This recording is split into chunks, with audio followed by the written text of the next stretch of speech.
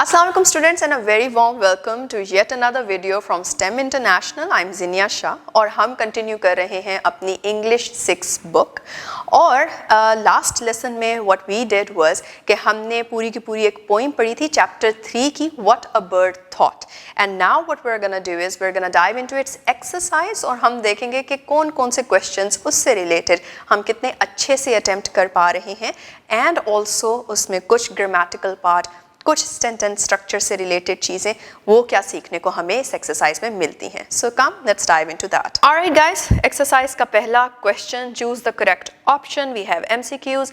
The first one is where did the bird live first. तो was it a small nest, was it in a big tree, was it in a little house या फिर in the vast sky. तो हमने देखते हैं first stanza में the bird is first living in a small nest. Then the first MCQ is the right answer. Second में the question is कि what did the bird think the world was made of dash while living in the nest. जब वो nest में रहता था second stanza में हम देख रहे हैं when he says कि I lived next in a little nest, तो उसमें वो बताता है कि क्या उसका nest leaves से बना था, straw से बना था, shell से बना था या wood से बना था. And the answer is exactly straw. Straw से बना था. So the second option is the right one. The third is when did the bird realize it was mistaken. Bird को या चिड़िया को कब ये रियलाइज हुआ कि वो एक भूल में था, उसको एक्चुअली में नहीं चीज़ें पता थी. नंबर 1 वाइल स्लीपिंग, जब वो सो रहा था. Number 2 while living with its mother, जब वो अपनी माँ के साथ रह रहा था. Number 3 when it fluttered from the nest, जब वो अपने नेस्ट से दूर उड़ान भर के गया. या फिर number 4 when it returned home. So it is through the poem, I hope you can guess it out, it was when it fluttered from the nest. So third option is the right one. The next is what does the bird say about the world at the end. कि वो जो चिड़िया थी या चिड़ा था उसने दुनिया के बारे में लास्ट में क्या कहा once it fluttered out of its nest. तो number 1 it is made of leaves. Number 2 it is very small. Number 3 it is fully known. Number 4 it cannot be fully understood. तो लास्ट में हम देखते हैं जब वो कहता है I do not know how the world is made and neither do my neighbors. So it means कि he said it cannot be fully understood. Therefore the fourth option is the right one. Then we have the last MCQ and that is the poem shows that knowledge, number 1 कि knowledge या इल्म क्या होता है उसको. Number 1 it never changes. Number 2 it comes from experience. Number 3 it is not important. And number 4 that it is limited. तो हमने poem के थ्रू ये सीखा है कि जिस तरह से वो चिड़िया एक जगह से दूसरी जगह गई तो उसको नई चीज़ें सीखने को मिली, नए एक्सपीरियंस के साथ न्यू लर्निंग थी. तो हेंस नॉलेज हमेशा एक्सपीरियंस के साथ आता है. Therefore the second option is the right one कि the poem shows that knowledge comes from experience. That was that. अब हम आते हैं towards our second part of the exercise. That is answer the following with a word from the poem and check the answers with your partner. You can get a partner, you can find your friend. Friend के साथ बैठ के this is something that you would be doing. तो पहला है what was the shape of the bird's first house. जो चिड़िया का पहला घर था उसकी क्या शक्ल थी. और हम फर्स्ट स्टैंजा में देखते हैं जहाँ पे वो कहता है कि I thought the world was small and round. We see कि हमारे पास 5 लेटर्स का यहाँ पे एक वर्ड है और सेकंड इसके ऊपर लेटर जो है वो O दिखाई दे रहा है.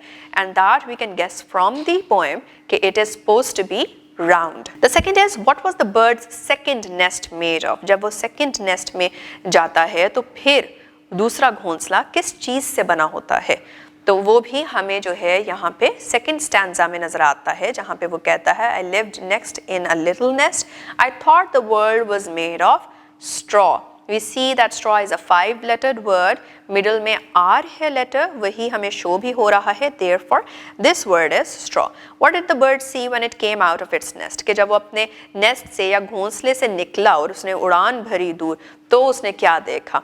So there we have now a 6-lettered word और यहाँ पे वो कह रहा है थर्ड स्टेंजा में कि one day when I fluttered from my nest to see what I could find, I said the world is made of leaves. And we see that the first letter is L and the second last letter is E.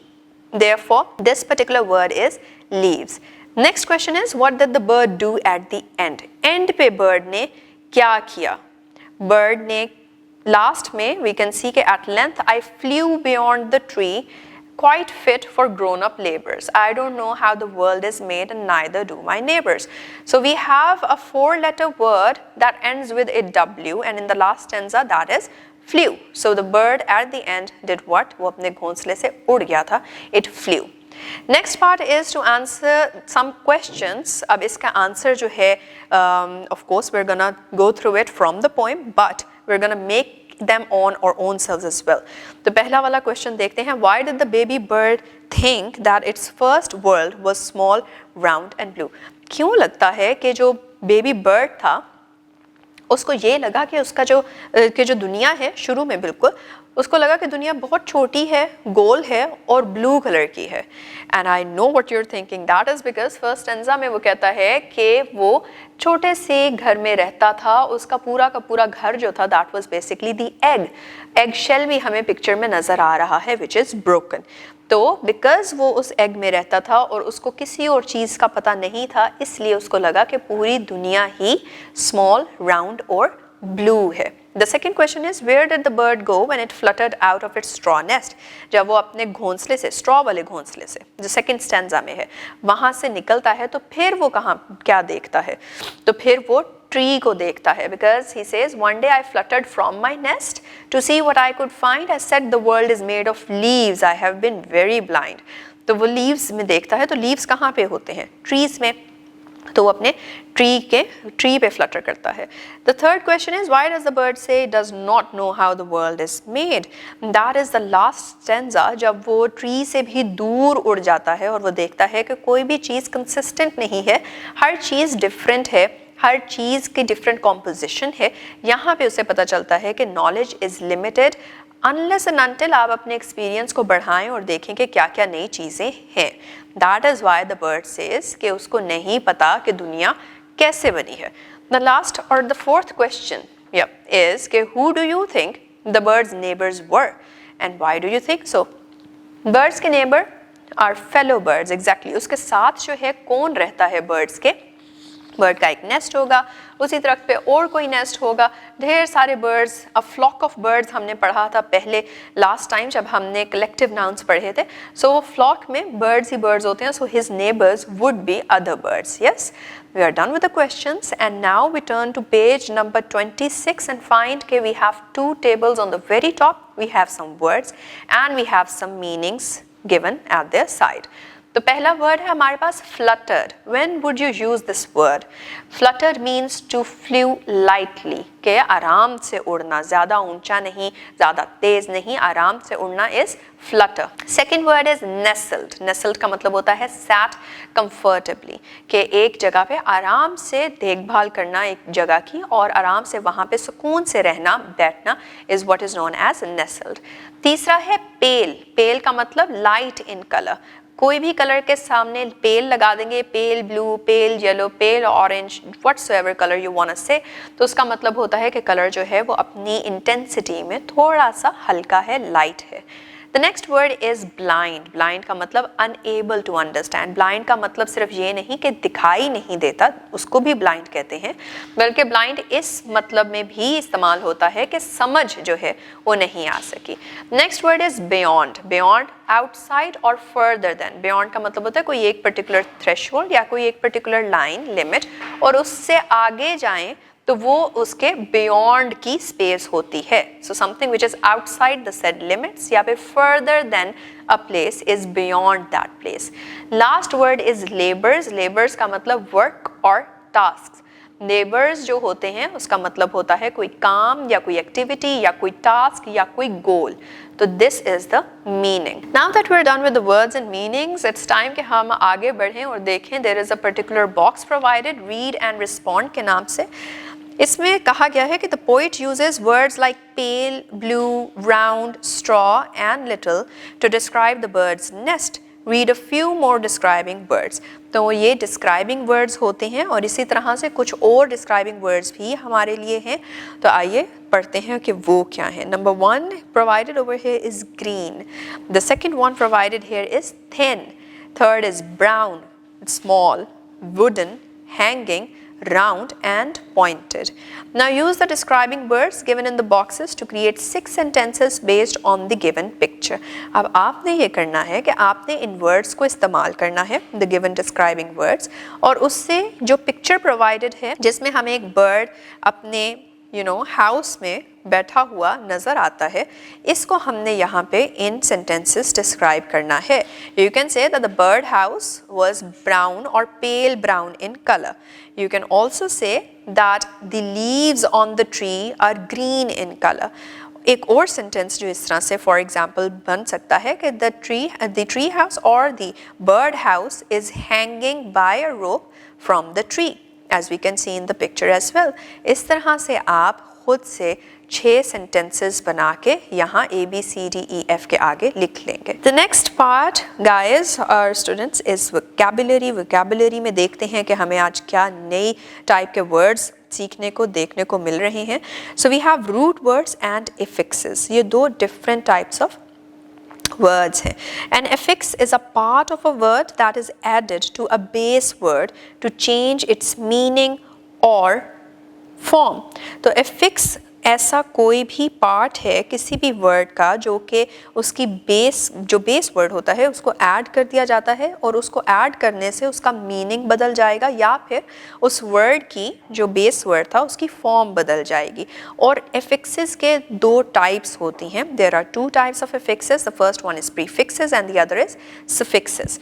Prefixes क्या होती है? A prefix is a letter और a group of letters added at the beginning of a word to modify its meaning. कोई भी ऐसा letter या group of letters जो किसी भी वर्ड के पहले लगता हो और उसका मीनिंग चेंज कर दे। जैसे एग्जाम्पल में it is provided automobile. Automobile mobile लिखा हुआ है अदरवाइज, राइट? मोबाइल हमें पता है, we all have mobiles and stuff और parents have mobiles, they use them. और अगर उससे पहले ऑटो लिख देंगे तो ऑटोमोबाइल हो जाएगा और ये एक डिफरेंट चीज़ का नाम बन जाता है, कार्स फॉर इंस्टेंस का। कोई भी कन्वेंस के लिए, ट्रांसपोर्ट के लिए जो भी यूज़ हो रही है, कार, बस और सो, वो सब की सब ऑटोमोबाइल कहलाती हैं।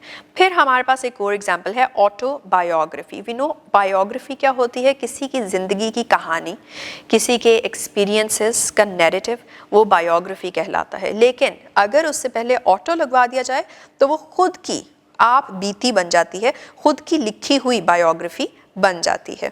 बायोग्राफी किसी की कोई भी लिख सकता है लेकिन ऑटोबायोग्राफी इंसान खुद अपनी लिखता है। The next type of affix जिसकी हमने बात की थी students, that is suffix. Suffixes क्या होते हैं? The suffix is a letter और a group of letters added at the end of a word to change its meaning. कोई भी ऐसे लेटर्स या फिर ग्रुप ऑफ लेटर्स जो किसी वर्ड के एंड पे, वर्ड के बाद लगा दिए जाएं तो मीनिंग चेंज हो जाता है। जैसे एग्जाम्पल के तौर पे वी हैव होपफुल। होप का मतलब कुछ और होता है, होप का मतलब है उम्मीद, और होपफुल का मतलब होता है कि उम्मीद है, राइट? और फिर we have another example thankful. Thank का मतलब होता है शुक्र, थैंकफुल का मतलब होता है कि मैं आपका शुक्रगुजार हूँ। सो इस तरह से प्रीफिक्सेस और सफिक्सेस जब वर्ड के आगे इन केस ऑफ प्रीफिक्स और एंड पे in case of suffix add होते हैं तो वर्ड्स के पूरे पूरे मतलब चेंज हो जाते हैं। Then we have the other kind of word which is root words. Root words क्या होते हैं? These are the basic form of words. When prefixes or suffixes are added to root words, new words are formed with more specific or expanded meanings. वही same चीज़ जो हमने पहले पढ़ी कि कोई base word होता है जिसको affix जिसके साथ add हो जाता है, उस base word को हम root word भी कहते हैं। Example के तौर पे हम देख लेते हैं। Prefix है हमारे पास ऑडी। किस पर्टिकुलर वर्ड के साथ हम इसको लगा सकते हैं? अब रूट वर्ड्स का कोई ख़ास मतलब हो ये ज़रूरी नहीं होता। जिस तरह से ऑडी को हम लगा सकते हैं ऑडिटरी के साथ, मतलब सुनने की सलाहियत के साथ, ऑडिबल के साथ, ऑडिबल इज़ के सुना जा सकता है, ऑडियंस के साथ, वो लोग जो सुन रहे हैं। तो ये 3 डिफरेंट वर्ड्स बन जाते हैं डिफरेंट मीनिंग्स के साथ और एक ही प्रीफिक्स इस्तेमाल हुआ ऑडी जो कि कॉमन है, और बाकी टरी, इबल, इयंस तीनों वर्ड्स में से जो है वो रूट वर्ड्स हैं। Then we come to words another example जो कि है सुफिक्सेस की, और उसमें हमारे पास एक कॉमन सुफिक्स ले लिया दैट इज लेस, और जो वर्ड इससे बन रहे हैं it is restless, careless, hopeless. अब हम देख रहे हैं कि रेस्ट, केयर, होप ये सारे रूट वर्ड्स आ गए और फिर हमारे पास लेस जो है वो हर वर्ड के आगे लग के एक सुफिक्स बन जाता है। हमारे पास एक पर्टिकुलर टास्क है, एक very easy task, and I am sure कि you will be able to do it. It is make at least 3 words using each prefix. Super के साथ आप कौन कौन से और वर्ड्स लगा सकते हैं? I will give you one example, you will be thinking of more. Super market for instance, right. दूसरा वर्ड है हमारे पास एंटी. क्या लगता है एंटी किसके साथ अटैच किया जा सकता है? Anti money. Yes, that gives a different meaning to what this word is. फिर उसके बाद हमारे पास आता है एक और word that is pre. तो what about if I say pre-booking? Booking is something else और pre-booking एक completely new उसको meaning दे जाता है. फिर हमारे पास एक और टास्क आती है students, and that is make at least 3 words using each suffix. Prefixes बनाया आपने, प्रीफिक्सेस को इस्तेमाल किया, न्यू वर्ड्स बनाए. अब हम सफिक्सेस को इस्तेमाल करके न्यू वर्ड्स, 3 न्यू वर्ड्स बनाएंगे. The first one should be ending with meant. How about entertainment? That is an example. फिर उसके बाद we have ness. Yes. What about helplessness? Yes. You can come up with your own examples to it. And then last है हमारे पास able. तो able के साथ आप क्या word use कर सकते हैं पहले कि उसका पूरा का पूरा change हो जाए meaning? What about comfortable? Yes. So this is these exercises और questions जो कि root words और affixes से related है. So students, what we have learned from this entire exercise is कुछ नई चीज़ें भी देखी हमने poem के theme के अलावा, and that is हमने gender nouns भी देखे कि वो क्या होते हैं, root words क्या होते हैं. Other than that, sentence structure में हमने tenses की तरफ आके simple past tense को समझा कि वो क्या होता है, और सारे के सारे questions पे अपना opinion बनाना भी सीखा, and also narrative writing भी आज हमने जो है वो introduction एक लिया कि what that is. I hope कि आपने काफ़ी कुछ सीखा है और आप इसको practice जो है करते रहेंगे, जारी रखेंगे, सीखते रहेंगे. And with that we will meet in another video. Take care of yourselves and Allah Hafiz.